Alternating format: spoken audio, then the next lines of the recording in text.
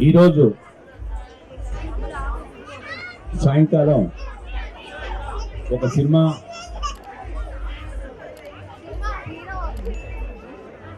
మన సినిమా కథ గురించి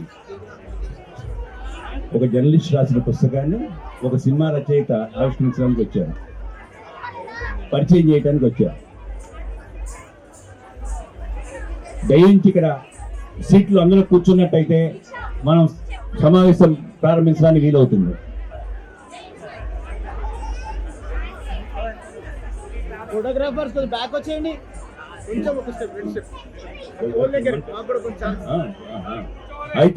ఐతులకి జయదేవ్ పిల్లలు మహతి ప్రణతి ఇద్దరు వచ్చి ఐతులందరికీ పుష్పగుచ్చాలు అందజేస్తారు. పుష్పగుచ్చాలు అందజేయడం అనేది మొదటిసారి. నేను ఎప్పుడు జర్నలిస్ట్ పెట్టుకుంటే సమస్య, నేను ఎప్పుడు బుక్లీ ఫంక్షన్స్ పుష్పగుచ్చాలు ఇవ్వడం అలాంటి ఉండదు, పుస్తకాలు ఇస్తుంటారు. ఆవిడ పూర్తిగా అతిథులు ఇచ్చారు.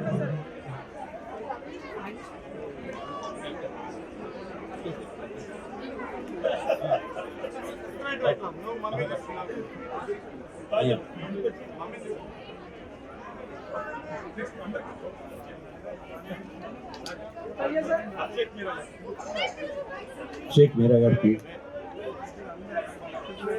నాకు కూడా ఇచ్చేసి ఫోటో దిగుతామని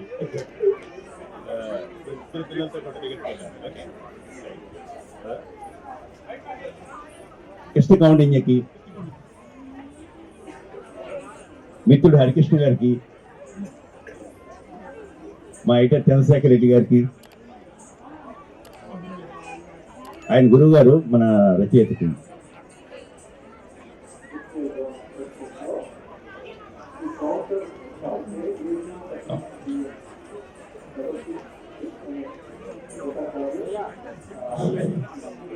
అక్షరానికి నమస్కారం. గత 92 సంవత్సరాలుగా తెలుగు భాషలో అన్ని భావజాలాల పుస్తకాలని ప్రచురణ సంస్థగా మీ అందరికీ ఎంఎస్కో పరిచయం ఉండే ఉంటుంది. ఒక 1.5 year బ్యాక్ జయదేవ్ నాకు చాలా సంవత్సరాల నుంచి తెలుసు. వాళ్ళ ఫాదర్ తెలుసు. వాళ్ళ ఫాదరు నేను గురుగారు పిలిచేవాడు. రెంటాల గోపాలకృష్ణ గారు, మహనీయుడు, శతాధికి గంధకర్త.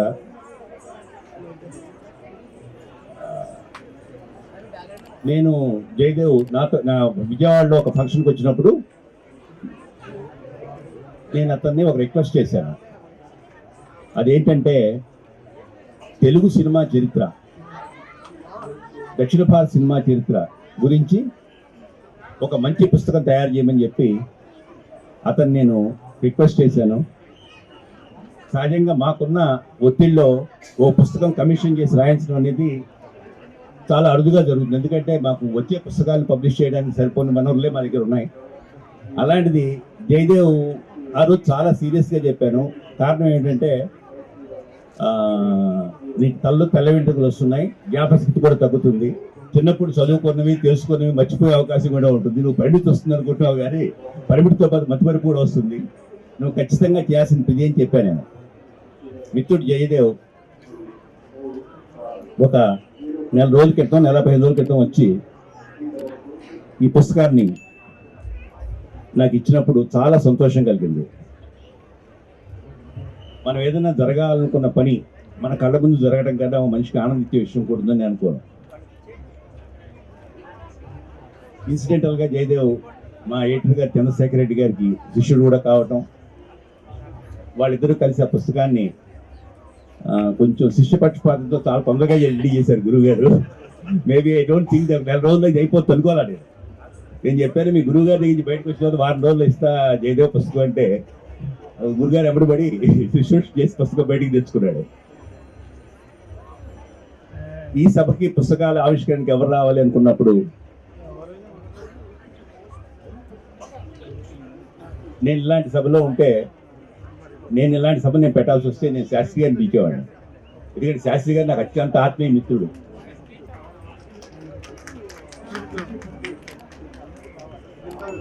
ఆయన ఏదో ఒక విషయం గురించి ఏదో సడన్గా ఒక రోజు ఫోన్ చేసి ఒక 2 గంటల సేపు ఫోన్లో మాట్లాడేవాడు నాతో. మళ్ళీ 2 నెలల దాకా 3 నెలల దాకా మళ్ళీ మనం ఫోన్ చేసి దొరికేవాడు కాదు. ఎందుకంటే ఆయన టైమింగ్స్ నా టైమింగ్స్ డిఫరెంట్. నేను వేసిన పుస్తకం నుంచి పొగట్టానికో తిట్టానికో ఒక ఆత్మీయమైనటువంటి బంధం మా ఇద్దరి మధ్యలో ఉంది. మా ఇద్దరికి ఒక కామన్ స్నేహితుడు ఉన్నాడు, చెనవీరభద్రుడు అని. వాడే చెనవీరభద్రుడు. మేమంతా రెగ్యులర్ కలిసేవాళ్ళం. సాయంత్రం పూట శాస్త్రి గారితో కాసేపు కూర్చొని ఆయన ఎదురుగా ఉన్న టేబుల్ మీద దొరవేస్తూ ఆ లైతో పాటలు పాడుతుండేవాడు, మాటలు మాట్లాడుతుండేవాడు. ఒక అద్భుతమైన మనిషి. నాకు ఇవాళ త్రివిక్రమ్ గారిని చూస్తుంటే మా శాస్త్రి గారి పక్కన కూర్చున్నట్టే ఉంది నాకు. ఎందుకంటే భాష పట్ల, సంస్కృతి పట్ల తనున్న చట్టంలో తను తాను ఇమిడ్చుకుంటూ తన వ్యక్తీకరణలో ఒక స్థాయిని తీసుకొచ్చిన మనిషి త్రివిక్రమ్ గారు. అందుకని ఆయన శాస్త్రి గారి తాలూకు గద్య రూపం అని చెప్పచ్చు.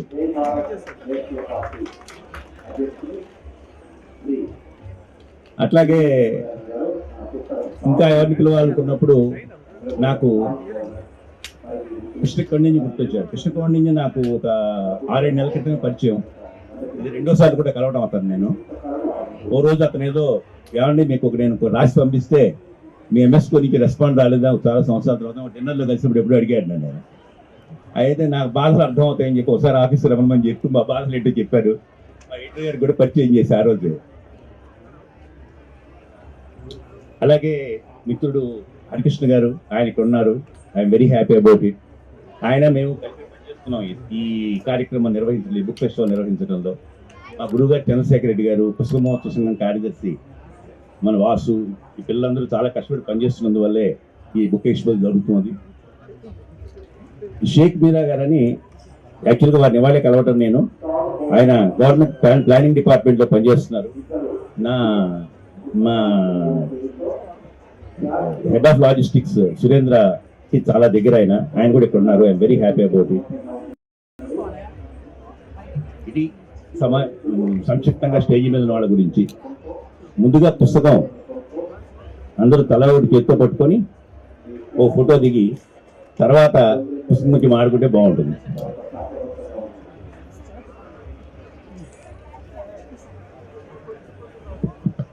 త్రివిక్రమ్ శ్రీనివాస్ గారు పుస్తకాన్ని ఆవిష్కరించి తొలి ప్రతి శ్రీ కృష్ణ కౌండిన్య గారికి అందజేస్తారు.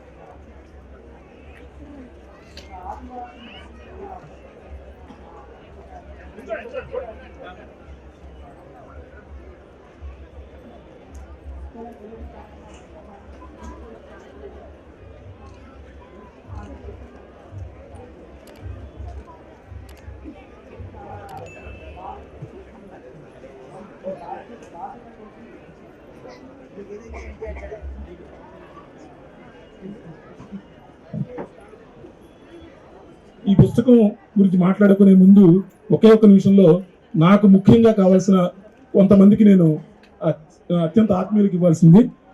మాతృదేవో భవ పితృదేవో భవ అన్నారు కాబట్టి ముఖ్యంగా మా అమ్మ తర్వాత అమ్మలాగా నన్ను సాకినటువంటి మా అక్క, మా కల్పనక్క, ఆవిడ లేకపోతే వాళ్ళని ఈ పుస్తకం జరిగేది కాదు. తనని మా అన్నయ్య రెంటాల రామచంద్రని కరెక్ట్ గా 1.5 సంవత్సరం క్రితం ఈ జూలై 1కి నీ పుట్టినరోజు నాటికి పుస్తకం రాకపోతే నీతో మాట్లాడను అని 1.5 సంవత్సరం ఆలస్యంగా నేను నీ మాట చెల్లించుకున్నానక్క. ఇవాళ నేను వేసుకున్న ఈ చొక్కా కూడా జేబులు లేకపోవచ్చు కానీ మా అక్క అక్కడి నుంచి పట్టుకొచ్చింది వాళ్ళే అమెరికా నుంచి. నాకు మా అన్నయ్య రెంటాల రామచంద్ర, మా అక్కయ్య కల్పన గారి వాళ్ళిద్దరికి పుస్తకాలు అందజేయవలసిందిగా కోరుతున్నాను. అక్క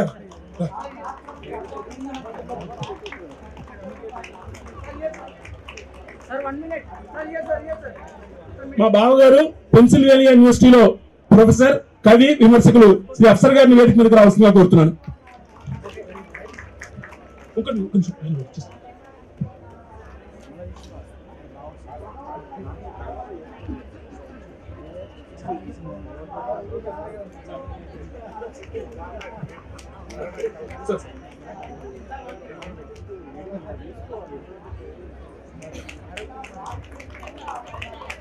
అఫ్సర్ గారి లేటెస్ట్ బుక్, నా పుస్తకం, రెండు త్రివిక్రమ్ గారి చేతుల మీదుగా. తర్వాత మాతృదేవ భవ పితృదేవ భవ అయిపోయిన తర్వాత ఆచార్య దేవ భవ. నాకు అక్షరం నేర్పిన గురువులు ఎంతో మంది ఉన్నారు. నేను జర్నలిజంలోకి రావడానికి ముందు నాకు నేర్పినటువంటి బోలరాజు రాధాకృష్ణ గారు, ఆ తర్వాత మా చంద్రశేఖర్ రెడ్డి మాస్టర్ గారితో పుస్తకం అందుకున్నా కూడా త్రివిక్రమ్ గారితో మీరు మన ముగ్గురు నిలబడ్డం నాకు ఆనందం మాస్టర్. ఎందుకంటే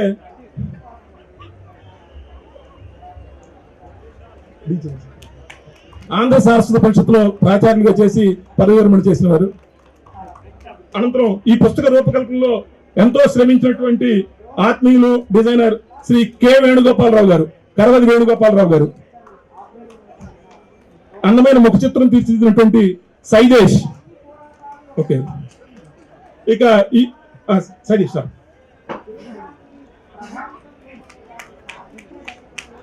ఆంధ్రజ్యోతిలో చీఫ్ ఆర్టిస్ట్ గా ఉన్నారు, డైరెక్టర్ కింద.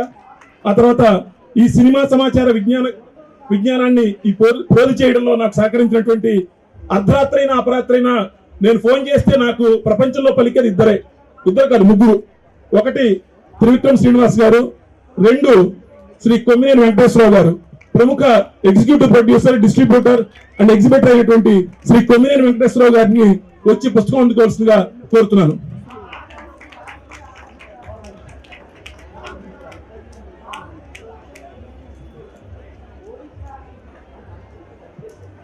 ఇక నేను పిలవాల్సిన ఇద్దరు పేరు చెప్పాను కదా, మూడో పేరు చెప్పలేదు.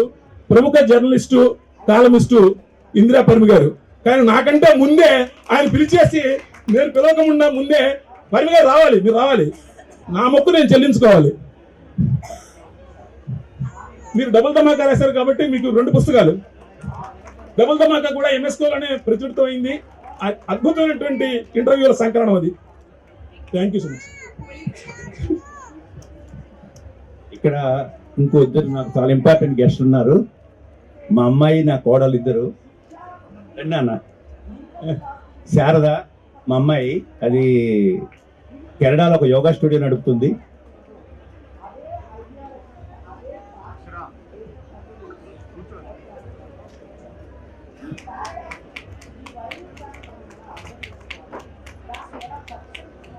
ఇద్దరు వాళ్ళు మిమ్మల్ని చుట్టానికి వచ్చారు శ్రీనివాస్.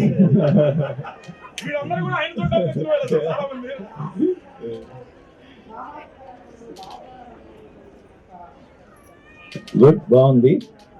ఉత్సవం అయిపోయింది. కాస్త 4 మాటలు మాట్లాడుకుంటే బాగుంటుంది. ముందుగా కృష్ణ కౌండిన్యని మాట్లాడాల్సిందిగా కోరుతున్నాను. వేదికను అలంకరించిన వరిష్ఠులు, మాటల మాంత్రికుడు గురూజీ, సుప్రసిద్ధ డైరెక్టర్, రచయిత త్రివిక్రమ్ శ్రీనివాస్ గారికి, అలాగే ఎంఎస్కో పబ్లికేషన్స్ అధినేత విజయ్ కుమార్ భూపతి గారికి, రచయిత journalist, senior journalist Rentala Jayadev గారికి, శ్రీ మామిడి హరికృష్ణ గారికి, గురూజీ గారికి, ఆశ్రమంలో ఉన్న పెద్దలందరికీ నమస్కారం. వృత్తిరీతి ఆమె పబ్లిక్ సర్వెంట్, చేసేది గవర్నెన్స్. జయదేవ్ గారు కాల్ చేసి ఒక రీసెర్చ్ బుక్ ఇలా పబ్లిష్ చేస్తున్నామండి సినిమా మీద అంటే, గవర్నెన్స్, సినిమా రెండు వేరే వేరే వరల్డ్స్ కంప్లీట్గా, అసలు ప్రపంచమే తేడా. సో దానికి దీనికి సంబంధం ఎలా ఉంటుంది అని అనుకుంటారు. తర్వాత మళ్ళీ గుర్తొచ్చింది, ఆ వృత్తి సివిల్ సర్వీస్ అయినా ప్రభుత్వం చదువుకోవడం, అది ఏదైనా సరే. సో అలా సాహిత్యం మీద కొంచెం అవకాశం పట్టుంది కాబట్టి జయదేవ్ గారు కాస్త చదవండి, చదివి మీ అభిప్రాయం చెప్పండి అంటే తీసుకున్నాము. చదువుతుంటే అప్పుడు అర్థమవుతుంది. ముందు నేనే ప్రశ్న వేసుకున్నాను, గవర్నెన్స్కి అటు సినిమాకి ఏంటి సంబంధం అంటే, రెండింటికి ఆధారభూతంగా ఉన్నది భాష, లాంగ్వేజ్. భాష లేనిదే సినిమా లేదు, భాష లేనిదే సమాజమే లేదు, సమాజం లేనిదే పబ్లిక్ గవర్నెన్స్ అన్నది కూడా లేదు. ఫస్ట్ అక్కడి నుంచి మొదలైంది. దాని తర్వాత అర్థం చేసుకుంది ఏంటి అంటే, చరిత్రను తిరగరాసే రీసెర్చ్ జయదేవ్ గారు చేశారు. ఇప్పటిదాకా తెలుగు టాకీ ఫస్ట్ మూవీ ఏది అంటే భక్త ప్రహ్లాద్ అని చెప్పుకున్నామే కానీ, దానికంటే ముందు 1931లోనే కాళిదాస్ అనే మూవీ ఒకటి తీశారు. దానికన్నా ముందు ఆలమారా అన్నది భారతదేశంలోని మొదటి టాకీ అయితే, అదే సంవత్సరం అదే సెట్లో ఇంకో సినిమా తీశారు. దక్షిణ భారత సినిమా పితామహుడు హెచ్ఎం రెడ్డి గారు. దాని పేరు కాళిదాసు.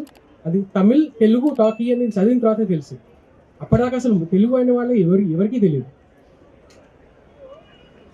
దీనికి ఎందుకు అంటే మళ్ళీ 1931లో సమాజం కూడా చాలా డిఫరెంట్గా ఉండేది ఒకప్పుడు. ఎందుకు అంటే ఆ సినిమా బ్యానర్లో మీరు చూస్తే తమిళ్ తెలుగు టాకీ అని రాశారు.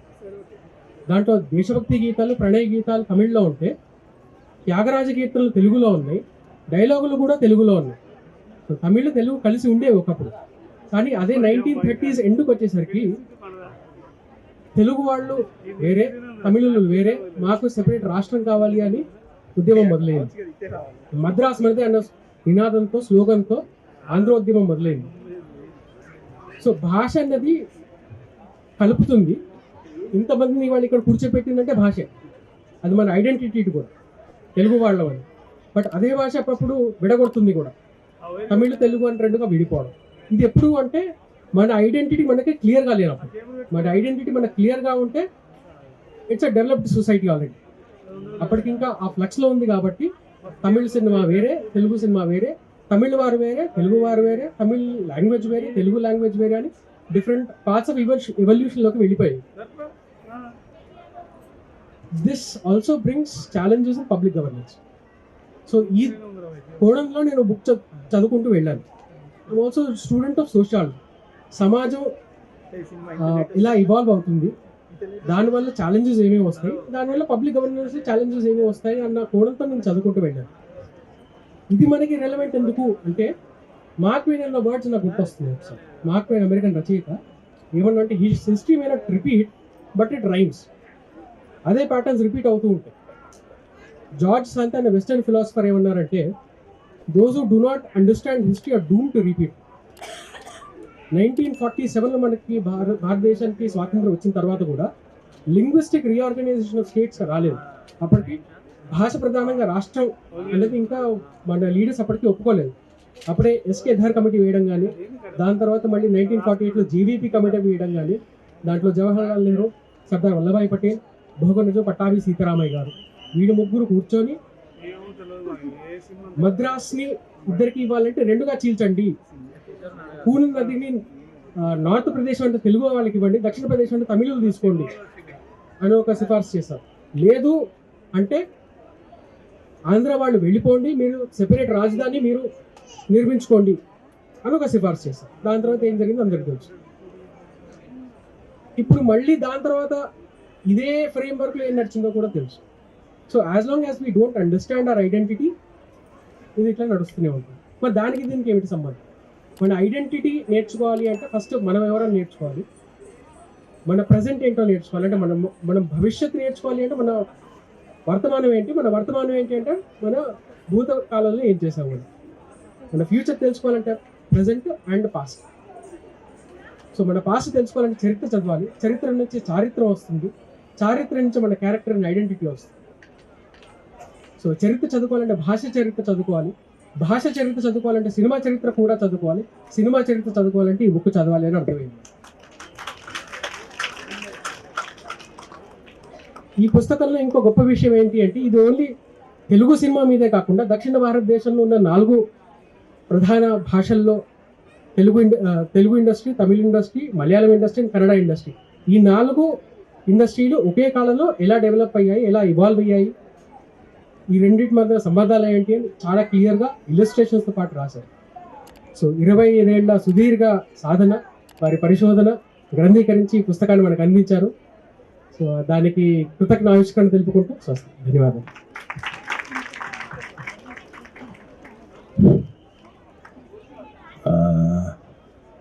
ఏ గురువుకైనా తన శిష్యుడి గురించి 2 మాటలు చెప్పుకోవడం చాలా సంతోషంగా ఉంటుంది.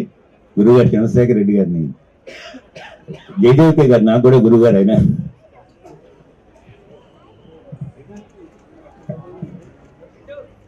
అందరికీ నమస్కారం. జయదేవ స్టూడెంట్ అంటే స్టూడెంట్ ఇప్పుడు 32 ఏళ్ల కిందట, ఇవాళ కాదు.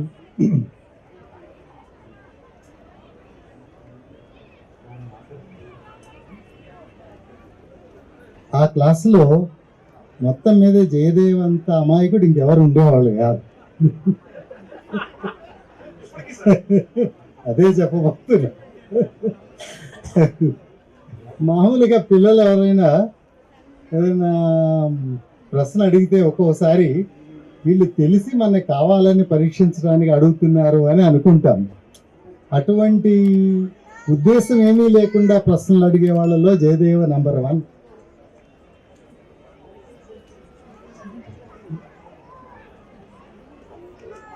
అయితే అమాయకత్వం నిలబెట్టుకోవడం అనేది చాలా కష్టం. అది ఒక దశలో చిన్నప్పుడు ఉంటుంది, పెద్ద అయ్యే కొద్ది మనం తెలివి మీరుతూ ఉంటాము. ఎంత తెలివి మీరాడో తెలియదు, కానీ అమాయకత్వం మాత్రం ఇంకా నిలబెట్టుకున్నందుకు జయదేవ్ అభినందనలు చెప్పక తప్పదు. అయితే దీంతో పాటు ఒక అంటే అమాయకత్వం ఉంది అంటేనే దాంతో సిన్సియారిటీ కూడా ఉంటుంది అని. చాలా నిజాయితీ, అంటే అబద్ధం చెప్పడు. దేని గురించి అయినా నిజం చెప్పడానికి ఎంత కష్టపడాలో అంత కష్టపడతాడు. నిజం చెప్పడం అంత తేలిక కూడా కాదు. ఈ పుస్తకం గురించి నేను మాట్లాడదలుచుకుంటే ఇది 2-3 రోజులు పడుతుంది. దానికంటే అంటే ఈ ఒక విషయాన్ని ఎంత లోతుకు వెళ్ళి పరిశోధించి ఒక వాస్తవాన్ని, ఒక సత్యాన్ని వెలుగులోకి తీసుకురావచ్చో అది జయదేవ ఈ పుస్తకం ద్వారా నిరూపించాడని నేను అనుకుంటున్నా. మామూలుగా అందరూ ఏదో ఒకటి అనుకున్నాం. మనం సాహిత్య చరిత్రలో మనకి చాలా ఉన్నాయి. మొట్టమొదటి నవల వీరేశలింగం పంతులు గారు రాశారని, మొట్టమొదటి కథ గురజాడ అప్పారావు గారు రాశారని, ఇవన్నీ కూడా బద్దలైపోయినాయి. ఇప్పుడు వాళ్ళకంటే 10 ఏళ్ల ముందు 15 ఏళ్ల ముందు రాసిన వాళ్ళు చాలామంది వచ్చారు. ఇది ఎప్పుడో, ఇదంతా రీసెంట్ హిస్టరీ. ఎవరు మన వీరేశలింగం పంతులు గారు కిందటి శతాబ్దం వాడే, గురజాడ అప్పారావు గారు కూడా అంతే, మన సినిమా కూడా అంతే. 100 ఏళ్ళు ఉండే లోపలే ఈ సినిమా గురించి మనకి ఏమీ తెలియకపోతే, సరిగ్గా తెలియకపోతే ఇంకా ఫ్యూచర్లో ఎవరికైనా ఎట్లా తెలుస్తుంది? ఎవరో ఒకళ్ళు సత్యాలు చెప్పకపోతే మనందరం అజ్ఞానంలోనే ఉండిపోతాము. అట్లా మనకి సినిమాని గురించి, ముఖ్యంగా దక్షిణ భారత సినిమాని గురించి చాలా సత్యాలు వెల్లడించినందుకు జయదేవని మరోసారి అభినందిస్తూ, ఈ పుస్తకం ఆయన కృషి ఫలితమని. ఇంకొక విశేషం కూడా ఉంది. మామూలుగా మాకు పుస్తకాలు వస్తే ఎట్లా వస్తాయంటే మ్యానుస్క్రిప్ట్ వస్తుంది, అది కంపోజ్ అయ్యి, లేఅవుట్ అయ్యి, ప్రూఫ్ రీడింగ్ అయిపోయి, ఇవన్నీ అయ్యి అప్పటికైనా అది ప్రింటింగ్కి రాదు. ఈ పుస్తకంలో ఎన్నో ఫోటోలు అవన్నీ ఉండడం వల్ల ఆ లేఅవుట్ ప్రక్రియ అంతా కూడా జయదేవే చేయించుకున్నాడు. సో మాకు పుస్తకం వేయడం చాలా తేలికైంది. అంటే అది రెడీమేడ్గా వచ్చింది, డైరెక్ట్గా ప్రెస్కి వెళ్ళేటట్లుగా వచ్చింది. అందుకు జయదేవకి కృతజ్ఞతలు కూడా చెప్పాలి. సో జయదేవ, ఇంతటితో అయిపోలేదు, ఇంకా భవిష్యత్తు చాలా ఉంది. మన సినిమా చరిత్ర అంతా మనకి దీంతోనే తెలిసిపోయిందని అనుకోము. ఇంకా చేయాల్సింది చాలా ఉంది, అది కూడా చేస్తావని, తెలుగు ప్రజలకి మరింత జ్ఞానాన్ని ప్రసాదిస్తావని ఆశిస్తూ, సార్ థ్యాంక్ యూ.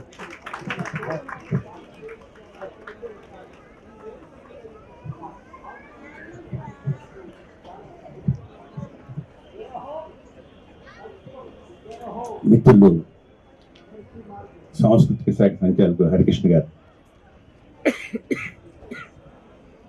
శుభ సాయంత్రం.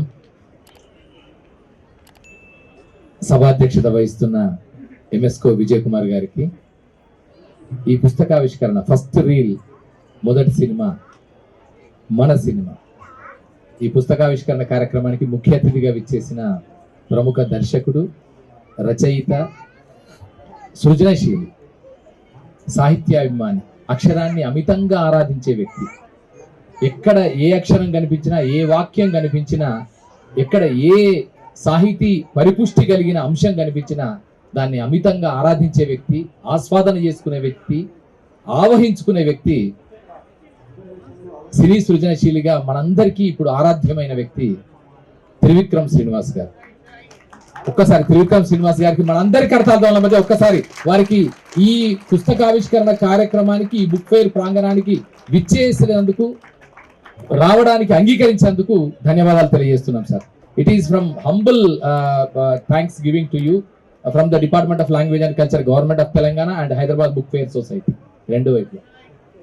పేరు త్రివిక్రమ్ శ్రీనివాస్ గారు నిజంగానే 3 అంశాలలో మనకు గొప్పగా అనిపిస్తాడు. ఒకటి సాహిత్యం అయితే, ఇంకోటి సినిమా అయితే, ఇంకోటి మానవీయత. ఆ మానవత్వం నిజంగా చెప్పాలంటే he's a good human being than that of a literary personality and a cinema film maker. So అలాంటి ఒక మంచి మనసు మనిషి చేతుల మీదుగా ఈరోజు ఈ పుస్తకావిష్కరణ జరగడం సంతోషంగా భావిస్తున్నా. ఈ కార్యక్రమంలో పాల్గొంటున్న చంద్రశేఖర్ రెడ్డి గారు, హెచ్బిఎఫ్ సెక్రటరీ వాసు, నేను ప్రేమగా వాసు అని పిలుస్తాము, అలాగే కందాడి బాల సార్, కందాడి సార్ కూడా ఉన్నారు ఇక్కడ, మిగతా అందరికీ, అలాగే కృష్ణ కౌండిన్య గారికి. ఈ పుస్తకాన్ని మనమందరం ఇక్కడ కలవడానికి ప్రధాన కారణము, మూల ధాతువు, హేతువు రెంటాల జయదేవ మిత్రుడు, నాతో పాటు అంటే చాలా, మీ ఇద్దరు దాదాపు కాంటెంపరీస్ మీ.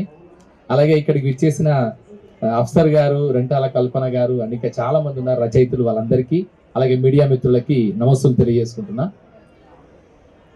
సినిమా సృజనాత్మకతకి సాంకేతికత రెండు జోడించిన తర్వాత వచ్చిన అద్భుతమైన క్రియేషన్ సినిమా. నిజానికి చెప్పాలంటే ప్రతి కళారూపము అత్యంత ప్రాచీనమైనది. మానవుడి ఆదిమ అడుగులు వేసినప్పటి నుంచి ప్రతి కళారూపం ఉంది, ముఖ్యంగా చిత్రకళ ఉంది. దానికి ఉదాహరణ ఎక్కడో అక్కర్లేదు, మన పాండవుల గుట్ట ఎక్కడంటే భూపాలపల్లి జిల్లా, భూపాలపల్లి దగ్గర పాండవుల గుట్ట, రేగొండ దగ్గరికి వెళ్తే మీకు అర్థమైపోతుంది. దాంట్లో అక్కడ ఆదిమ మానవుడి ఆనవాళ్ళు 45,000 సంవత్సరాల క్రితము నాటి ఆదిమ మానవుడి ఆనవాళ్ళు ఆ గుహలలో చిత్రాలుగా వేసిన దృశ్యాలు ఉన్నాయి. ఇంతకుముందే చంద్రశేఖర్ రెడ్డి సార్ ఒక అద్భుతమైన విషయం చెప్పాడు. చరిత్ర అంటే ఏంటంటే ఎప్పటికప్పుడు రీడిఫైన్ అయ్యేది, రీస్ట్రక్చర్ అయ్యేదే చరిత్ర. లేకపోతే 1911లో దిద్దుబాటు రాసింది మొదటి కథ అని మనందరం నిర్ధారించుకున్న తర్వాత సంగిశెట్టి శ్రీనివాస్ లాంటి వారి పరిశోధకుడు దాని కాదు అని చెప్పి బండారు అచ్చమాంబ రాసిన ధనత్రయోదశి మొదటి కథ నిరూపించేంత వరకు కూడా అది 1911 దిద్దుబాటు, తొలి కథ, తెలుగు సాహిత్యం అని నిర్ధారణ అయిన విషయం. కానీ తర్వాత నిర్ధారణ కాస్త పునర్నిర్మించబడింది, రీస్ట్రక్చర్ అయింది. అలాగే హిస్టరీ ఎప్పుడు రీస్ట్రక్చర్ అవుతూ ఉంటుంది, రీడిఫైన్ అవుతూనే ఉంటుంది. అలాంటి క్రమంలో చిత్రకళ అనేది అత్యంత ఆదిమ కళారూపంగా ఉన్న కాలంలో భీంబేట్కా అనేది మనకు చరిత్రకారులందరూ చెప్పింది. భీంబేట్కా అంటే మధ్యప్రదేశ్లో ఉన్న భీంబేట్కా అనే ప్రాంతం మానవుడి తొలి ఆనవాళ్ళు భారతదేశంలో ఉన్న దానికి సజీవ సాక్ష్యాలని చెప్పబడింది. కానీ దాన్ని కాదంటూ 10,000 సంవత్సరాలు, 35,000 సంవత్సరాల కంటే ముందు 45,000 సంవత్సరాల క్రితమే తెలంగాణ ప్రాంతంలో ఆదిమ మానవుడి ఆనవాళ్ళు ఉన్నాయని చెప్పడానికి కావలసిన నిర్ధారితమైన ఆధారాలు ఇక్కడ పాండవుల గుట్ట, రేగొండ ప్రాంతం, భూపాలపల్లి దగ్గర దొరికాయి. ఇది చరిత్ర నిర్మాణం అయ్యే తీరు. అలాగే సినిమా కూడా సరే, ఇవన్నీ కళల రూపంలో చూస్తే వీటన్నిటికంటే యంగెస్ట్ కళారూపం సినిమా. ఎందుకంటే మిగతా వాటి అన్నిటి చరిత్ర, సంగీతము, సాహిత్యము, నృత్యము, నాట్యము, చిందులు వగైరా వగైరా ఎన్నైతే కళారూపాలు ఉన్నాయో, చతుషష్ఠి కళ అంటామే, అవన్నీ కూడా చాలా ప్రాచీనమైన కళారూపాలే. వేలాది సంవత్సరాల అనూచాన సంస్కృతి సంప్రదాయ వారసత్వ పరంపరగా కొనసాగుతున్నవే. మానవుడి సామూహిక జ్ఞాన పరంపరకి ఆనవాళ్లుగా నిలిచినవే మిగతా కళారూపాలన్నీ.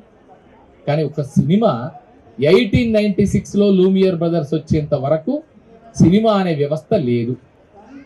చిత్రాలు ఉన్నాయి కానీ చలనచిత్రాలు లేవు. లూమియర్ బ్రదర్స్ వచ్చిన తర్వాత, అంతకుముందు థామస్ ఆల్వా ఎడిసన్ ఆ కినిమా అనే ఒక వ్యవస్థని, ఒక సాంకేతిక పరిజ్ఞానాన్ని కనుక్కొని ఒక నిర్దిష్టమైన వేగంతో చిత్రాలను గనక కదిలిస్తే అది మనకు ఇల్యూజన్ క్రియేట్ అవుతుంది, ఒక ఆప్టికల్ ఇల్యూజన్ క్రియేట్ అవుతుంది. ఆ ఆప్టికల్ ఇల్యూజనే చిత్రం కాస్త కదులుతున్న భ్రమని కలిగిస్తుంది అనే ఒక సత్యాన్ని, ఒక ఫిజిక్స్ కి సైంటిఫిక్ సత్యాన్ని కనుక్కున్న తర్వాత అప్పుడు చలనచిత్రాలనే భావన మొదలై లూమియర్ బ్రదర్స్ తో సినిమాగా రూపాంతరించి ఆ తర్వాత ప్రపంచవ్యాప్తంగా విస్తరించిందనే విషయం మనందరికీ తెలుసు. కానీ నిజానికి చెప్పాలంటే మొత్తం కళా ప్రస్థానంలో, సాంస్కృతిక ప్రస్థానంలో, మానవ జీవన పరిణామ క్రమంలో అత్యంత యంగెస్ట్ కళారూపం అంటూ ఉంటే అది ఖచ్చితంగా సినిమానే. The youngest art form in the entire human evolution ఈ సినిమా. బట్ అది ఎప్పుడొచ్చామనేది కాదన్నయ్యా అన్నట్టుగా డాష్గా నేను చెప్పాను అన్నట్టుగా సినిమా వచ్చేసి మిగతా కళారూపాలన్నింటినీ తనలో సంలీనం చేసుకుంది. ఇప్పుడు అందుకే సినిమాలో చిత్రకళ ఉంది, సంగీతం ఉంది, నాట్యం ఉంది, నృత్యం ఉంది, నటన ఉంది, నాటకం ఉంది, అన్ని రకాల కళారూపాల మేళవింపుగా 24 క్రాఫ్ట్స్ కాదు అంతకంటే మించిన కళారూపాలు, క్రాఫ్ట్స్ అన్నింటి కళారూపంగా సినిమా ఎదిగింది. ఇలాంటి నేపథ్యంలో 1920s లోనే భారతదేశంలో, దక్షిణ భారతదేశంలో సినిమా తలెత్తింది అనేది విషయం మనకు తెలుసు. సో దాంట్లో మనందరికీ తెలిసింది మూకీ సినిమాలు వచ్చాయి ఫస్ట్ దశ. ఆ తర్వాత టాకీ సినిమాలు, ఆలమరాతో 1931లో టాకీ సినిమాలు వచ్చాయి. 1920s ప్రాంతంలో మూకీ సినిమాలు వస్తున్న టైంలో రఘుపతి వెంకయ్య గారు, రఘుపతి ప్రకాష్ గారు మద్రాస్ ప్రాంతంలో ఉన్న తెలుగు వారిగా సినిమాలని, భీష్మ ప్రతిజ్ఞ అనే పేరుతో ఒక సినిమాని, ఆ తర్వాత చాలా సినిమాలని తీస్తూ డైలాగులు లేని సినిమాలు, దృశ్యాలు మాత్రమే ఆడే సినిమాలు తీస్తూ వచ్చిన సంగతి అదొక చరిత్ర. అయితే ఆ టైంలో మూకీలు ఉన్న టైంలో పక్కన మ్యూజిక్ కంపోజర్స్ అందరు పెట్టేసుకొని వాళ్ళు మ్యూజిక్ ని అక్కడ దృశ్యాలకి తగినట్టుగా మ్యూజిక్ ని హార్మోనియం పెట్టనో మిగతా తబలాలో అవి పెట్టేసుకొని దానికి తగిన బ్యాక్గ్రౌండ్ మ్యూజిక్ ని ఇచ్చే దశ ఒకటి ఉంది. అంటే మూకీకి టాకీకి మధ్య ఉండే దశ. ఆ తర్వాత దశలోకి వచ్చిన తర్వాత మూకీల టైంలోనే మీకు అద్భుతాన్ని ఇక్కడ మనం చెప్తాం.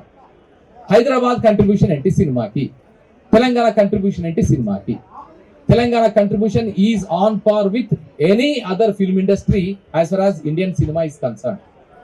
ఇది అంతగా చరిత్రకి నోచుకొని ఒక బాధాకరమైన విషయం.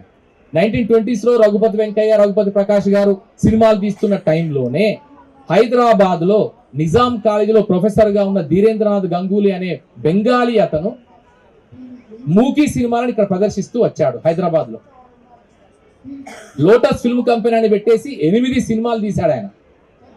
దానిలో గమ్మత్తైన విషయం ఏంటంటే ఒక రజియా సుల్తాన్ అని ఒక సినిమా తీశాడు.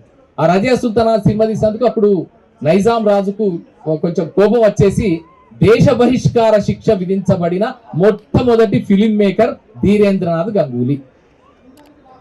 ఇది హైదరాబాద్ కు సంబంధించిన సినిమా తొలినాళ్ళ మొదటి ఆనవాళ్ళు. సో ఈ నేపథ్యంలోనే 1931లో హనుమంతప్ప మునియప్ప రెడ్డి భక్త ప్రహ్లాద సినిమా తీశారు. ఆ భక్త ప్రహ్లాద సినిమా తీస్తున్న టైంలోనే దానిలో చాలా అద్భుతంగా ఈ సినిమా ఫస్ట్ రీల్ బుక్ లో రెంటాల జయదేవ్ ఎంత చక్కగా కంపారిజన్ చేసుకుంటూ వచ్చారంటే it's a wonderful comparative analysis that has been made in this wonderful book.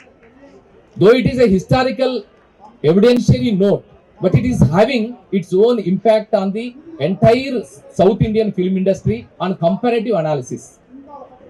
Bhakta Kalidasu cinema వచ్చింది, ఇటు భక్త ప్రహ్లాద వచ్చింది, అటుపక్క బాలన్ వచ్చింది, ఇటుపక్క సతీ సులోచన. ఈ వచ్చిన క్రమంలోనే అవి జరిగిన పరిణామ రీతులని, అప్పుడు వచ్చిన సాంకేతిక పరిణామ రీతులని, అప్పుడు ఎదుర్కొన్న సమస్యలని, సవాళ్ళని, అప్పుడుండే ఆది సినిమా నిర్మాతలు, దర్శకులు, రచయితలు, సాంకేతిక నిపుణులు ఎలాంటి ఇబ్బందులు పడ్డారనే విషయాన్ని కూడా చాలా చక్కగా, అద్భుతంగా, సాధికారికంగా, సోపపత్తికంగా, సోదాహరణంగా, అథారిటేటివ్ గా, అథెంటిక్ గా, అక్యురేట్ గా 3 ఏళ్లతో కలిపి చూపించిన పుస్తకం ఫస్ట్ రీడ్.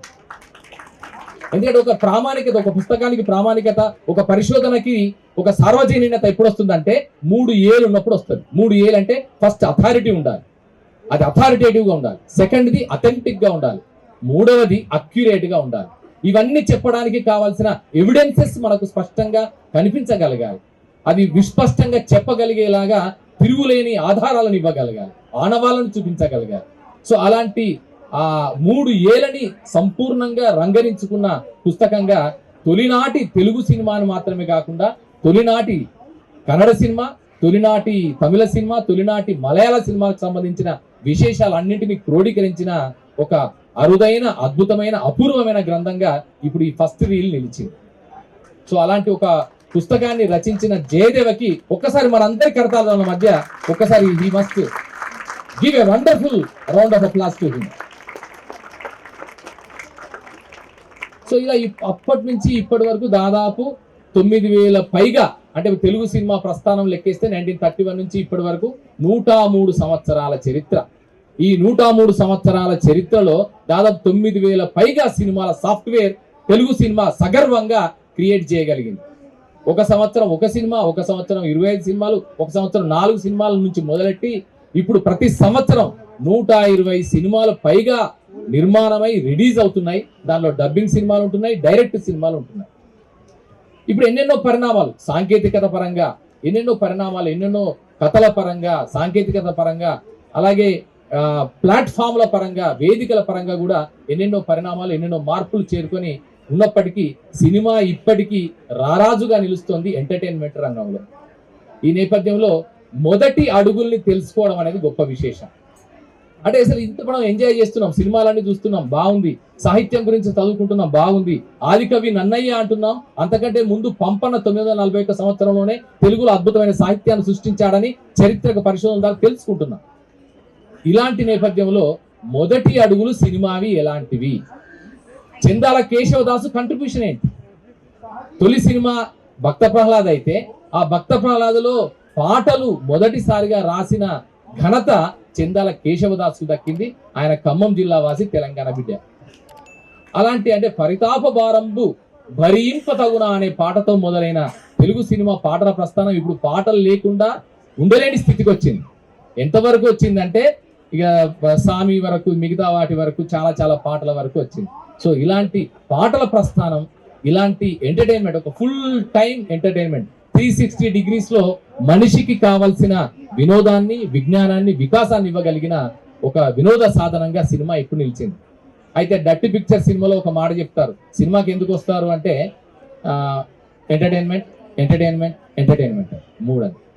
కానీ నాకు తెలిసి, నాకు అధ్యయనం చేసిన మేరకు, నేను అర్థం చేసుకున్న మేరకు సినిమాని కేవలం ఎంటర్టైన్మెంట్ కోసం రారు. Cinema is not only for entertainment but it also for enlightenment. ఒక వికాసం కోసం, ఒక వెలుగు కోసం, ఒక జ్ఞాన సంపన్నత కోసం కూడా సినిమాలు ఉపయోగపడతాయి. And at the same time it's for education. Entertainment కు మాత్రమే కాదు, ఎడ్యుకేషన్ కోసం, ఎన్లైటైన్మెంట్ కోసం కూడా, అలాగే ఎడ్యుకేషన్ కోసం కూడా. మనం ఇప్పుడు ఏదో చాలా విషయాలు తెలుసుకుంటాం, చాలా జ్ఞానపరమైన విషయాలు, సాంస్కృతిక విలువలు ఎన్నో తెలుసుకుంటాం ప్రపంచ సినిమా చూడడం ద్వారా.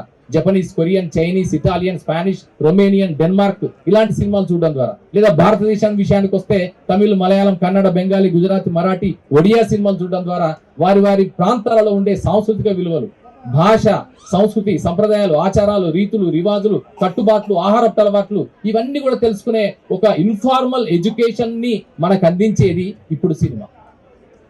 అలాగే ఇంత మాత్రమే కాదు, ఇంకొక ఉంది, అదేంటంటే expansion of our knowledge. So whichever whatever the knowledge that we have already acquired, that has to be expanded through the visual media, through the means of entertaining, through the means of cinema. So that is the main purpose of cinema nowadays. So అందుకని అలాంటి సినిమాకు సంబంధించిన, తెలుగు సినిమాకు ఇప్పుడు ఇంత విశ్వవ్యాప్తం ఉంది. పుష్ప లాంటి సినిమాలు, బాహుబలి లాంటి సినిమాలు, అలాగే మొత్తం ఎంత జాతీయ, అంతర్జాతీయ వేదికల మీదకి వెళ్ళిపోయి తెలుగు సినిమా ఖ్యాతిని, తెలుగు సినిమా వైభవాన్ని, తెలుగు సినిమా విశ్వవ్యాప్తిని చూపిస్తున్న సందర్భాన్ని మనం చూస్తున్నాం.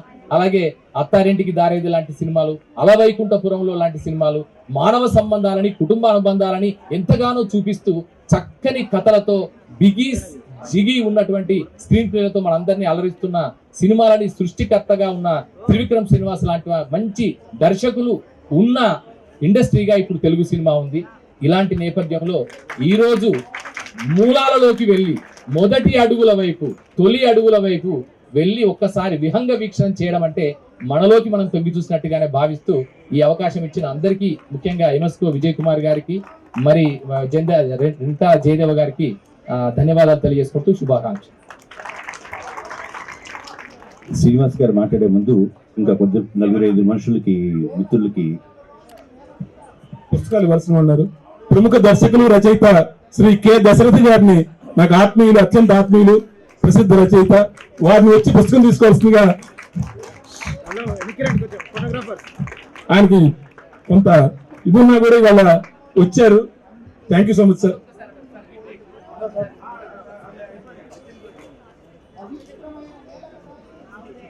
టీవీ5 రాంబాబు గారు నాకు అత్యంత ఆత్మీయులు, తెలుగు ఫిల్మ్ జర్నలిస్ట్ అసోసియేషన్ కి కార్యదర్శి శ్రీ టీవీ5 రాంబాబు గారిని,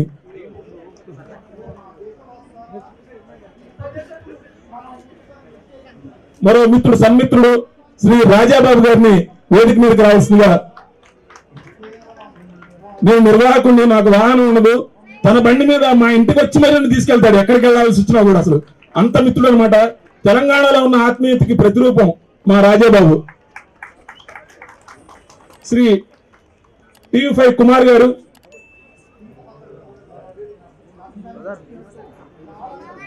మరో మిత్రుడు, బెదవాడంటే సినిమా అని చెప్పేటువంటి మా కుమార్ గారు. అట్లనే ప్రముఖ రచయిత, జర్నలిస్టు, నాకు మరో మిత్రుడు, ఆత్మీయ మిత్రుడు శ్రీ పొలగం చెన్నారాయణ గారు.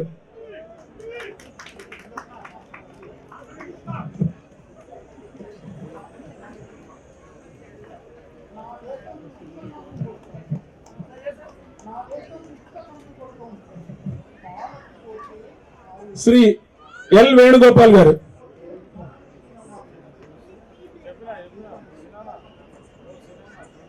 వాళ్ళ వేణుగోపాల్ గారు వాళ్ళ అమ్మాయి.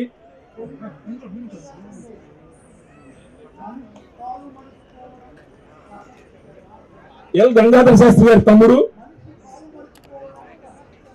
కే వేణుగోపాల్ వచ్చారా? వేణు వచ్చారా? అక్కడే ఉండు, అక్కడ ఉంది, అక్కడ ఉండబ్బా.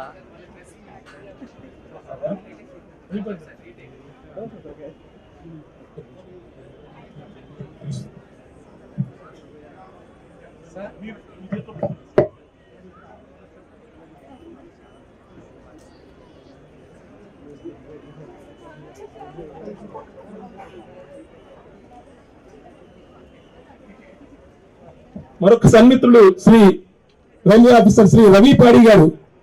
రవిపాడి గారి నుంచి పుస్తకం తీసుకొచ్చిన కోరుతున్నాను. పాడి గారు,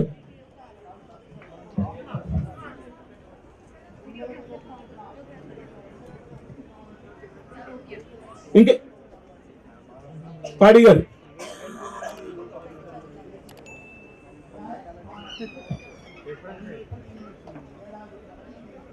సాహిత్యాభిమాని. వాళ్ళ ఇంట్లో కనీసం 40-50 వేల గ్రామ్ ఫోన్ రికార్డులు ఉంటాయి.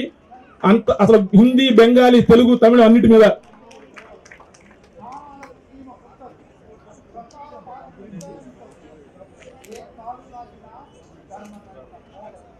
పుస్తక మహోత్సవం నిర్వాహకులు శ్రీ కృష్ణారెడ్డి గారికి.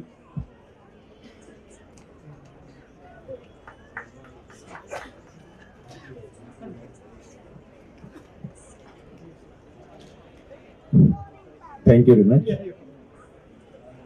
ఇప్పుడు త్రివిక్రమ్ గారు మాట్లాడతారు.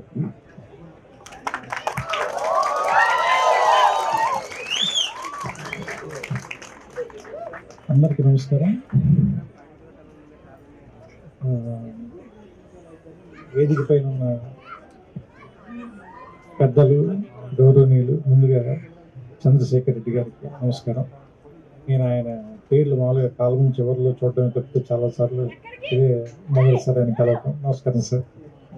అండ్ ఎంఎస్కో విజయ్ కుమార్ గారికి, నేను భీమవరంలో ఉన్నప్పుడు పుస్తకాల వెనకాల ఉన్న పబ్లికేషన్ కంపెనీ అంటే సినిమా కంపెనీ లాగా, అంటే ఒక రకంగా చెప్పాలంటే సినిమాలకు సంబంధించి విజయవాహిని ఎలాగో పుస్తకాలకు సంబంధించి ఎంఎస్కో అలాగే. సో అలాంటి విజయ్ కుమార్ గారిని కలవడం చాలా చాలా చాలా ఆనందంగా ఉంది. నమస్కారం సార్. కృతజ్ఞతలు. మీతో మంచి సమయం గడపగలిగాను. మిత్రులు కృష్ణ కౌండిని గారికి, అండ్ మాకు చాలా ఆత్మీయులు, నా భార్య ద్వారా పరిచయం మా కుటుంబ సభ్యుల్లో ఒకరైపోయిన మావిడి హరికృష్ణ గారికి. ఆయన ఆయన ఏంటంటే మనం ఇందాక జయదేవి చెప్పినట్టు నిలువెత్తు తెలంగాణ ఆత్మీయత ఏంటంటే హరికృష్ణ గారు. అంటే మీరు ఏది అడగండి కడుపులోంచి అన్నం తీసి పెడతారంటారు చూసారా, అలాగే ఏది అడిగినా అది ఆయన ఏమంటారు ఇంకో చోటకి వెళ్ళైనా సరే తీసుకొచ్చి మన కోసం చేసి పెట్టేంత మనసున్న వ్యక్తి. సో సహజంగా అదే జరుగుతుంది కాబట్టి సో వారికి మిగతా పెద్దలందరికీ నా నమస్కారాలు. అండ్ అన్నిటికంటే ఇక్కడికి రావడానికి ముఖ్యమైన కారణం జయదేవ్. ఏంటంటే నాకు ఎప్పుడూ నేను అతడు సినిమా తీస్తున్న రోజుల్లో నాకు మద్రాసులో పరిచయం. అప్పుడు ఇండియా టుడేలో పనిచేసేవాడు. సో ఇండియా టుడేలో అతను రాసిన కాలం చివరిలో ఉన్న అతని పేరు చూసి నాకు ఇతను ఎవరో బాగా రాస్తున్నారు అని చెప్పి అతనంటే ఇష్టం ఉండేది. సో మీ ఇద్దరం అక్కడ కలిసిన తర్వాత ఓకే ఇతనే రాసి జయదేవ్ అని తెలిసిన తర్వాత ఇద్దరి మధ్య స్నేహం మొదలైంది. ఆ స్నేహం ఇన్ని సంవత్సరాలుగా ఇంకా నడుస్తూనే ఉంది. సో దానికి అతని సాహిత్యం కానీ నా సినిమాలు కానీ రెండు పెద్దగా అర్థం కాలేదు. ఏమంటారు దాన్ని ఎంతో కొంత ఉపయోగపడ్డాయి తప్ప ఏమైనా అవసరం అయితే గీతే. కానీ అతను నా గురించి 2-3 చెడ్డ రివ్యూలు రాశారు. అది అతని మీద నేను తర్వాత మాట్లాడతాను నా సినిమాల గురించి. సో నాకు ఈ పుస్తకం ఇప్పటికి నేను 200 పేజీలే చదివాను. వీళ్ళిద్దరిని చూస్తే భయం వేసింది. వీళ్ళు మొత్తం చంద్రశేఖర్ రెడ్డి గారు అంటే వీటర్ కాబట్టి చదివి ఉండొచ్చు, కానీ వీళ్ళిద్దరు కింద నుంచి పైదాకి చదివేశారు. ఇంకా వీళ్ళిద్దరూ మాట్లాడిన తర్వాత నాకు అనిపించింది ఏంటంటే నేను 1931లో ఆలమ్మారా తీశారు, 34లో భక్త ప్రహ్లాద్ తీశారు, మధ్యలోనే కాళిదాస అనే తొలి తమిళ తాకి తీశారు. నేను మాట్లాడదలుచుకోను ఎందుకంటే నేను పోటీగా ఉండే ఏరియాలోకి ఎంటర్ అవును. సో అందుకే నేను పోటీ లేని ఇంకో ఏరియాలోకి ఎంటర్ అవుతాను. ఏంటంటే ఈ పుస్తకం చదువుతుంటే బేసిక్గా ఫస్ట్ రీల్ కథకి మొదటి వాక్యాలు చాలా ఇంపార్టెంట్ అని చెప్తారు ఎవరైనా కానీ.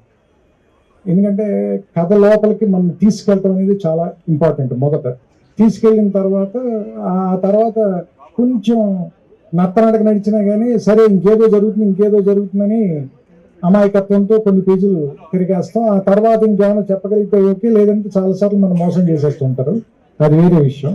కానీ సినిమాకి కూడా మొదటి రీలు, ఇంటర్వెల్, క్లైమాక్స్ చాలా ఇంపార్టెంట్ అని చెప్తారు. సో ఇది ఫస్ట్ రీల్ అని పేరు పెట్టారు. ఎందుకంటే నా ఉద్దేశం ప్రకారం తెలుగు సినిమా తాలూకు 9 రోజుల గురించి మాట్లాడుతున్నారు కాబట్టి ఫస్ట్ రీల్. ఈ పుస్తకం కూడా ఎలా ఉందంటే ఫస్ట్ రీల్ ఎంత ఇంట్రెస్టింగ్గా ఉండి మొదటి 10 నిమిషాల్లో సినిమాలోకి లాగేయాలో అంత ఇంట్రెస్టింగ్గా రాశారు. ఎందుకంటే బేసిక్గా నేను పరిశోధనాత్మక గ్రంథాలు చదివే టైప్ వ్యక్తిని కాదు, నేను చరిత్రలో వీక్. ఎందుకంటే నాకు మామూలుగా ఆ ఫలానా రాజుల కాలం నాటి శాసనం అని మొదలు పెట్టగానే వెంటనే నాకు హిస్టరీ ఎగ్జామ్ గుర్తొస్తుంది, భయం వేస్తుంది నాకు. అందుకని లెక్కలు సైన్స్ చదువుకున్నాను నేను.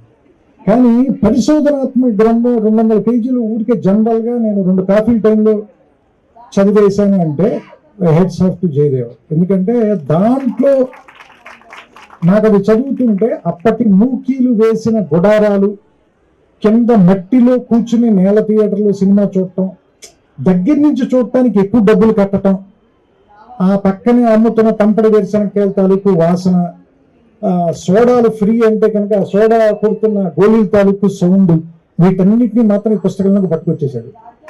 సో అది ముఖ్యంగా నాకు బాగా నచ్చిన అంశం. అన్నిటికంటే మనం సినిమా పోస్టర్కి పెద్ద విలువేమో. పోస్టర్ ఏంటంటే సినిమా పేరు చూడటానికి, లేదంటే అందరూ యాక్ట్ చేసేవాళ్ళని చూడటానికి. అతను ఆ పోస్టర్ల ఆధారంగానే నాకు తెలిసి మేజర్ రీసెర్చ్ ఇందులో చేసేసాడు.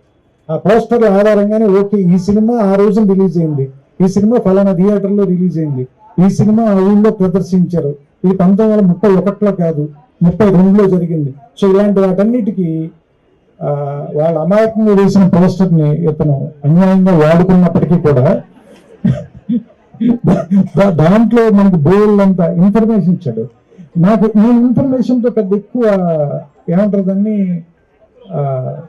ఏమంటారు అబ్బుర పడిపోను. ఎందుకంటే ఇన్ఫర్మేషన్ ఈ రోజుల్లో మనకి చాలా హ్యాండీగా అయిపోయింది. ఇన్ఫర్మేషన్ చెప్పడం అనేది ఒకప్పుడు చాలా గొప్ప విషయం. ఎందుకంటే ఇన్ఫర్మేషన్ అందుబాటులో ఉండేది కాదు. ఎప్పుడైతే ఈ అంతర్జాలం వచ్చేసిన తర్వాత, లేదంటే మీకు రకరకాల మాధ్యమాలు వచ్చేసిన తర్వాత, ఈ anything is just one click away. So మీరు ఒకసారి క్లిక్ చేస్తే మీకు ఇన్ఫర్మేషన్ వచ్చేస్తుంది. మరి ఇన్ఫర్మేషన్ కంటే ఇంకేం ఎక్కువ చెప్పాడంటే ఇందులో అనుభూతి చెప్పాడు. అంటే ఆ సినిమా తీసినప్పుడు వాళ్ళు పడిన కష్టాలు, ఒకే సెట్లో 2 సినిమాలు తీయటం, దానికి సెట్లు ఎలా మార్చుంటారు, అలాగే మూకీల్ టైం నుంచి టాకీల్ టైంలో కష్టపడిన నటీమణులు వాళ్ళు. నాకు singing in the rain cinema గుర్తొచ్చింది వెంటనే. అంటే మూకీల్ టైంలో ఒక పెద్ద హీరోయిన్ గొంతు బాగోకపోవడం మూలంగా టాకీల్ టైంలో బాగోకపోవటం. సో ఇలాంటి అంటే మనలో ఉన్నటువంటి ఒక ఆ నోస్టాలజిక్ ఏరియాలోకి వెళ్ళి దాన్ని ట్యాప్ చేయగలిగేలా ఒక పరిశోధనాత్మక గ్రంథం రాయటం అంటే చాలా కష్టం. ఎందుకంటే ఆరుద్ర రాసిన సమగ్రాంధ్ర సాహిత్యానికి ఎక్కువ విలువ రావడానికి కారణం ఏంటంటే ఒక కవి పండితుడైతే ఉండే అడ్వాంటేజ్ ఆయన వాడుకున్నాడు. అలాగే ఒక రచయిత ఒక పిహెచ్డి గ్రంథం రాస్తే ఎలాంటి అడ్వాంటేజ్ ఉంటుందో అది ఫస్ట్ లో ఉందని నాకు అనిపించింది. సో అంటే నాకు తెలిసి నా అనాలిసిస్ చెప్పమంటే నేనైతే ఈ పుస్తకం గురించి అది చెప్తాను. ఎందుకంటే జయదేవ స్వతహాగా ఒక కాలమిస్ట్ మాత్రం కాదు, అంతకు మించిన వాడు. అంటే ఖచ్చితంగా ఒక రచయితకు ఉండాల్సిన అన్ని లక్షణాలు ఉన్నవాడు. కానీ అలాంటి వాడు ఎందుకు ఒక సమగ్రమైన సంపూర్ణమైన రచన ఇన్నేళ్ల పాటు చేయలేదు అనేటువంటిది నాకు క్వశ్చన్ ఉంది లోపల. ఎందుకంటే అతను ఏదైనా ఒక విషయాన్ని అతను ఆవిష్కరించే విధానం కానీ లేదంటే అతను మాట్లాడే విధానం కానీ చాలా ఆథెంటిక్ గా, ఇందాక హరికృష్ణ గారు చెప్పినట్టు చాలా ఆథెంటిక్ గా చెప్పగలడు ఒక విషయాన్ని. అలాంటి వాడు, ఇంత ఆథెంటిక్ గా చెప్పగలిగిన వాడు, ఇంత ధార ఉన్నవాడు ఎందుకు పుస్తకం రాయట్లేదు? ఎందుకు ఒక కథ అంటే అతను ఫస్ట్ రీల్ అని చెప్పి ఒక పరిశోధనాత్మక గ్రంథం రాయాల, తెలుగు టాకీ తాలూకు కథ చెప్పాడు మనకి. సో యాక్చువల్లీ ఇది ఒక నవల్ లాంటి పుస్తకం. సో మీరు చదవటం మొదలు పెడితే, మీరు పొద్దున కూడా చదవటం మొదలు పెడితే దాదాపుగా ఒక 2-3 గంటల్లో మీతోటి ఒక 300 పేజీల పైన చదివించేస్తుంది. అందుకనే ఇది ఒక 500 పేజీల పుస్తకం అని మీకు ఎవరికి అనిపించదు. సో చాలా స్వాభావికంగా అతనిలో ఉన్నటువంటి రచయిత తాలూకు లక్షణాలు బేసిక్గా వాళ్ళ ఫాదర్ టైం నుంచి, రెంటాల గోపాలకృష్ణ గారి టైం నుంచి ఉన్నవన్నీ, అలాగే వాళ్ళ అక్కగారు రచయిత్రి. సో ఆవిడ రాసిన పుస్తకం కూడా చదివాను నేను. ఆవిడ కూడా ఒక పుస్తకం ఇచ్చారు. వీళ్ళందరూ రాశారు, కానీ ఇతను ఎందుకు రాయట్లేదు అనేటువంటి క్వశ్చన్ నేను అడగలేదు. ఎందుకంటే నేను ఎప్పుడు ఎవరిని ఎందుకు రాయట్లేదు అని అడగను. ఎందుకంటే నన్ను కూడా వాళ్ళు ఎదురు అడుగుతారు. నేను 2 ఏళ్ళకి 3 ఏళ్ళకి సినిమా రాస్తున్నాను అడుగుతారేమో అని నేను ఎవరిని ఏం అడగను. సో అందుకని ఒక రచయితకు ఉండే బద్ధకం ఇంకొక రచయితని గుర్తుపట్టగలరు. కాబట్టి నాకు అతనుకున్న బద్ధకం నాకు తెలుసు. సో అయితే బద్ధకం కంటే కూడా ఏంటంటే భయం. మనం చెప్పే విషయం ఖచ్చితంగా బాగా చెప్పి తీరాలి, అందులో తప్పులు ఉండకూడదు అనేటువంటి భయం ఎక్కువ. తరచి చూసుకునే చాదస్తం మేబీ పరిశోధన చేసే ప్రతి వారికి ఉంటుంది అనుకుంటాను. రచయితకు కొంత అజ్ఞానం అవసరం జయదేవ. అందుకని కొంత అజ్ఞానంతో ఎక్కువ పుస్తకాలు రాయాలని మనస్ఫూర్తిగా కోరుకుంటున్నాను. ఎందుకంటే అజ్ఞానంతో ఉన్న వాళ్ళు ధైర్యంగా ఏదైనా చెప్పగలరు. ఇప్పుడు చూడు, నేను ఎంత ధైర్యంగా మాడుతున్నా. పుస్తకం 200 పేజీలు చదివి 600 పేజీలు చదివిన వాళ్ళ మాట్లాడుతున్నాను చూసి, ఎక్కడ పుస్తకం లోతుల్లోకి వెళ్లకుండా అది తెలివితేటలు అట్లా ఉండాలి. సో అందుకని జయదేవ్ గురించి ఇంకా చెప్పాలంటే, నాకు సినిమాలంటే అంత పిచ్చున్నవాడిని నేను చూడాల. అంత పిచ్చున్న ఒక కాలమిస్ట్ని కానీ రివ్యూ చేసేవాడిని కూడా చూడాల. నేను ఇంకా ఎప్పుడైనా బద్దకించి పొద్దున్నే లేవలేక లేదంటే ఇంట్లో బాగోక సినిమాకి వెళ్ళడం మానేస్తున్నాము. కానీ అతను నాకు ఎట్టి పరిస్థితుల్లోనూ ప్రతి శుక్రవారం 2-3 మధ్యలో ఫోన్ కాల్ వస్తుంది. అతను దీని ఏమంటారు దాన్ని, వేణుగోపాల్ది. ఎందుకంటే వీళ్ళిద్దరు ఆ థియేటర్లో ఉండి ఖచ్చితంగా సినిమా చూసే ఫోన్ చేస్తారు. నాకంటే వీళ్ళకు ఉన్నటువంటి ఆ సినిమా మీద ఉన్న ప్రేమ, ఆ విపరీతమైన అనురాగం, అలాంటి వాళ్ళు సినిమా గురించి రాస్తే ఎంత ఆథెంటిక్గా ఉంటుందో ప్రూవ్ చేశాడు జయదేవ్. అండ్ ఇతని దగ్గర నుంచి నేను కోరుకునేవి ఏంటంటే, ఇంకా చాలా గొప్ప సినిమాల తాలూకు రివ్యూలు కానీ లేదంటే విమర్శనాత్మక గ్రంథాలు కానీ లేదంటే సినిమాల మీద అతని అభిప్రాయాలు కూడా, అతని పైన అభిప్రాయాలు అవన్నీ రైట్ అవ్వాలని కూడా నేను కోరుకోవట్లా. తప్పైనా పర్లేదు, కానీ కొన్ని తప్పులు కూడా గొప్పగా చెప్పేవాళ్ళు కావాలి మనకి వెస్ట్రన్ సాహిత్యంలో చాలా ఉంటాయి అలాంటివి. ఏది చాలా వైల్డ్గా చెప్పగలుగుతారు హిస్టరీని కానీ లేదంటే పరిశోధనాత్మక విషయాలు కానీ. అలా చెప్పే రచనలు మన తెలుగులో లేదని నా ఫీలింగ్.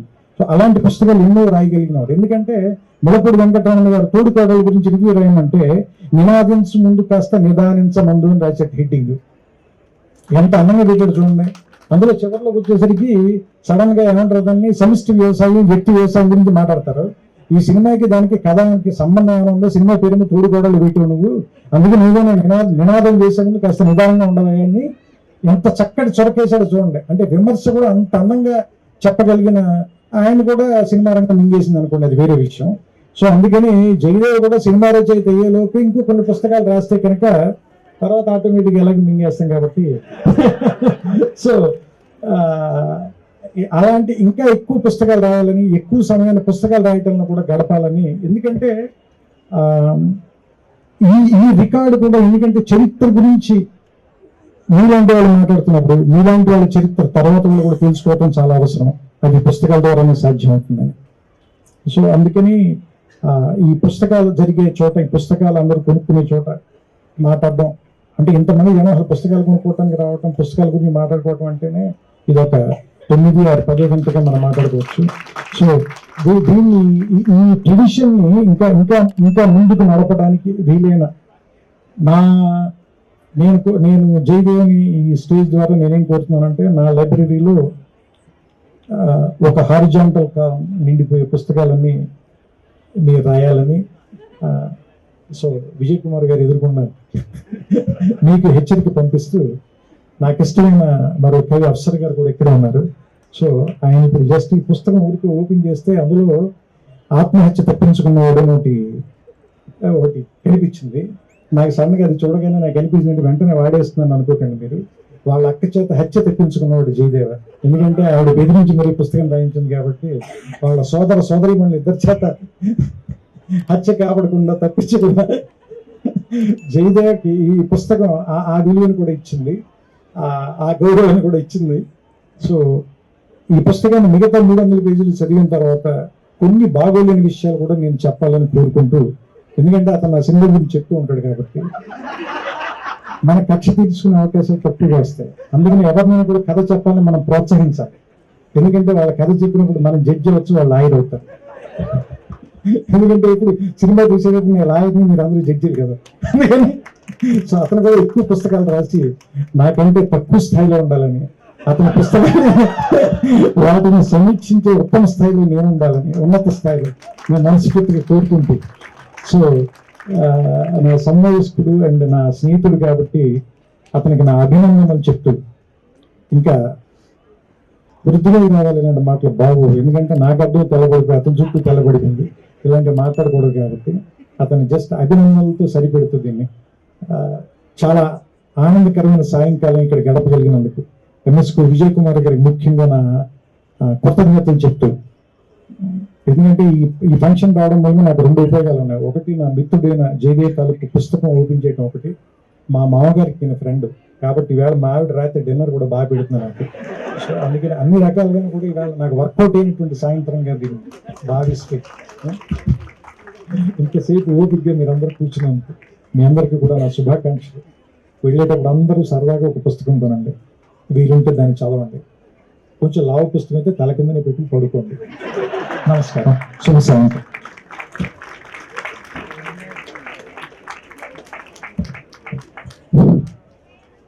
ఈ బుక్ ఫెస్టివల్ కార్యవర్గం కలిసి త్రివిక్రమ్ గారితో ఒక ఫోటో దిగుతా ఉంటున్నారు. ఒకసారి రండి. బాలరెడ్డి గారు, యాకూబ్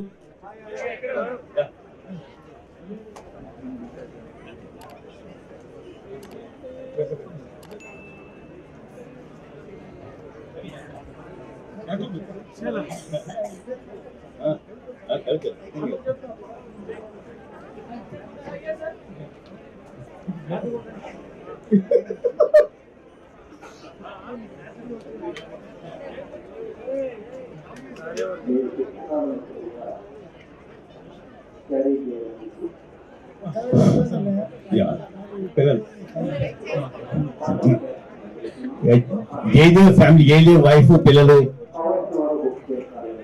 రామ్మా.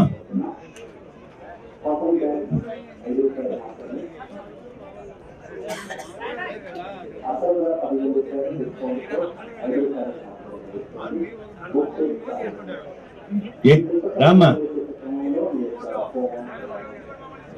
జయదేవ్ వైఫ్, పిల్లలు.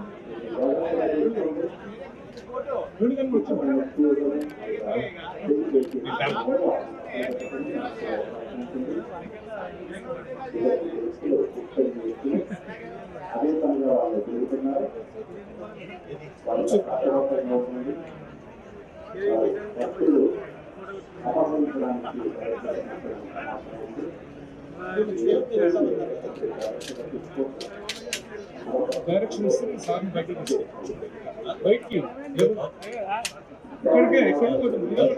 ఓకే ఇప్పుడు ఒక నిమిషం జయదేవ్ కృతజ్ఞత చెప్తాను.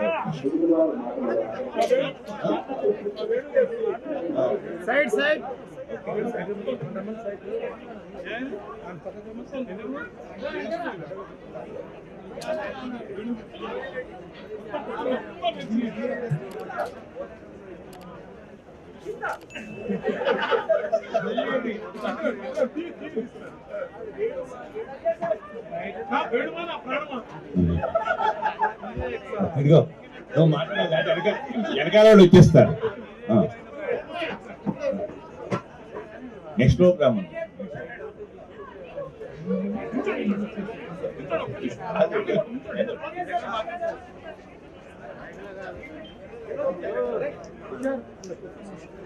Hello boss.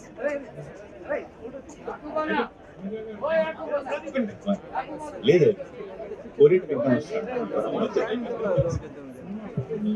అందరు నేను మాట్లాడేది ఏం లేదు, ఒకే ఒక్క నిమిషం. అందరికీ కృతజ్ఞతలు, మీడియా మిత్రులకి ఈ ముఖ్య అతిథి అయినటువంటి శ్రీ సన్మిత్రులు శ్రీ త్రివిక్రమ్ శ్రీనివాస్ గారికి. నాకు ఇప్పటికీ మధ్యాహ్నం పూట మేము ఇక్కడికి బుక్ ఫేర్కి వచ్చి నాకు పుస్తకాలు కొనిపెట్టిన వ్యక్తి ఆయన. అట్లానే ఆయనకి ఈ వేదిక అందించినటువంటి శ్రీ మామిడి హరికృష్ణ గారికి, ముఖ్యంగా ఈ పుస్తకం రావడానికి కారణమైనటువంటి శ్రీ ఎంఎస్కో పబ్లిషర్స్ విజయ్ కుమార్ గారికి, ఈ పుస్తకం మొత్తానికి నా కోసం దాదాపు సంవత్సరంన్నర పైగా నా హింసని సహించి భరించినటువంటి డిజైనర్ శ్రీ కరవది వేణుగోపాలరావు గారికి, అందరికీ కూడా కృతజ్ఞతలు. మిత్రులారా, ఇంతటితో ఈ సభని ముగిద్దాం.